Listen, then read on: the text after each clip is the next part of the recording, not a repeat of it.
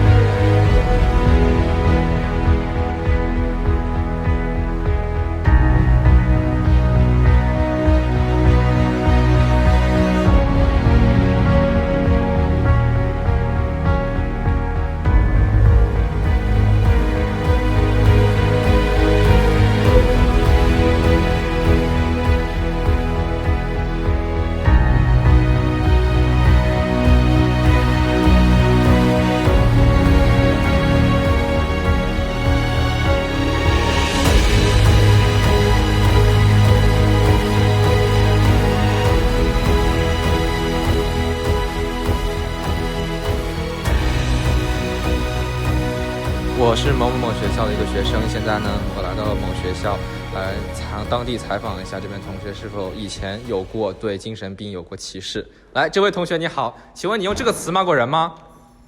那肯定骂过呀。是什么时候呢？前几天吧。前几天就用过呀？啊，对。那你一般是在什么情况下才会用这个词呢？我觉得那个人不太好用这边。哦，不太好用啊！你是具体指这个脑子这块部分是吧？对。哦，好的。那这个词呢？这个词你用过吗？那肯定得用啊！啊，那你当时用这个词的话，是因为同学怎么样对你呢？他们让我生气啊，让我很烦，很笨，他们很笨，所以说你用这个词是吧？对。哦，好的，好的，谢谢。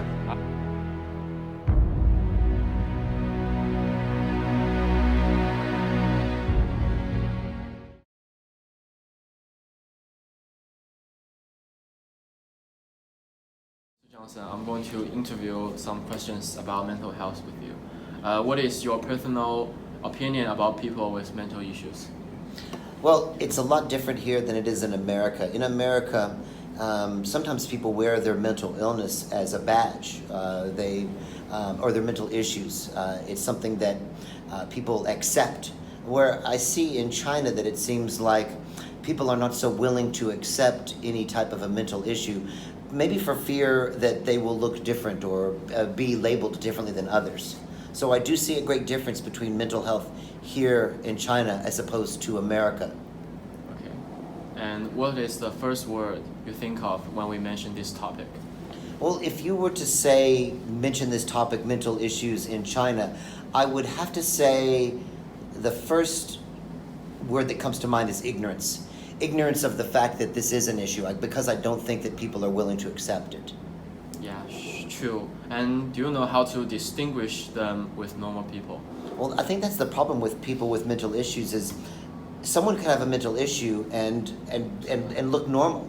I think that's the biggest issue is that it's not like the color of your skin or how tall you are or how you look. It's something that happens in the mind. And so therefore it's very hard to distinguish someone who might be experiencing mental issues. And it might even be someone that you love and care about who might not even show these mental issues to you. So I think that's the biggest issue with dealing with someone with mental issues is it's not something that's so obvious to see. Yeah. And what precautions you will do if you find out someone has mental issues in China? I think the best thing to do is to first try to this is a sticky subject. It depends on how severe the mental issues are. I would hope that if it was something mild, let's give an example of a student who feels suicidal. I think the first thing to do is to try to bring it attention to the counselor or maybe talk to them about letting them know that, be making good choices.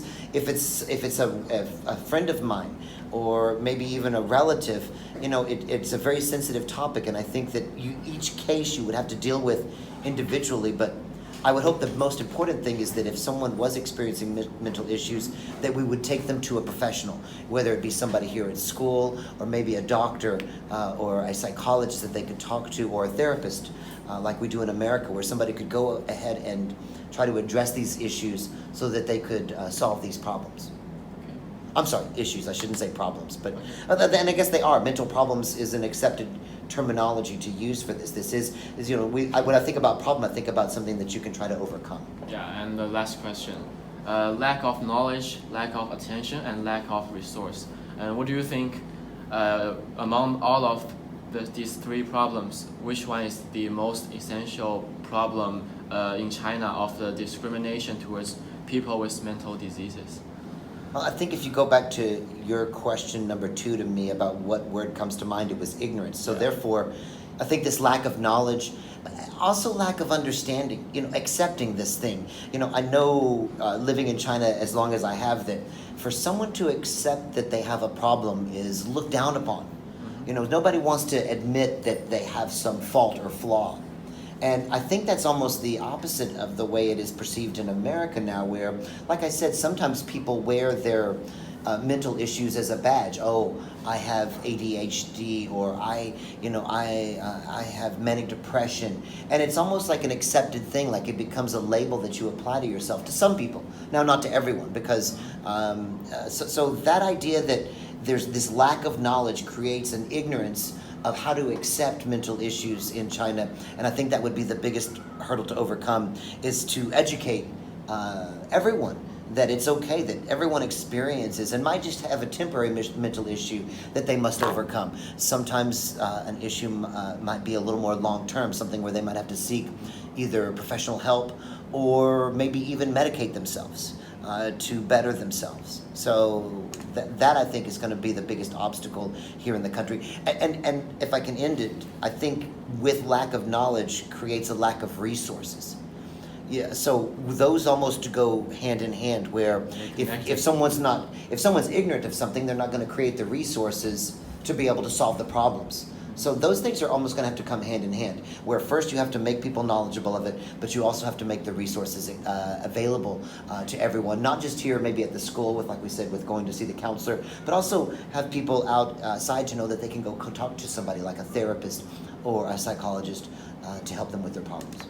Okay, thank you for your answering. Thank you. You're very welcome.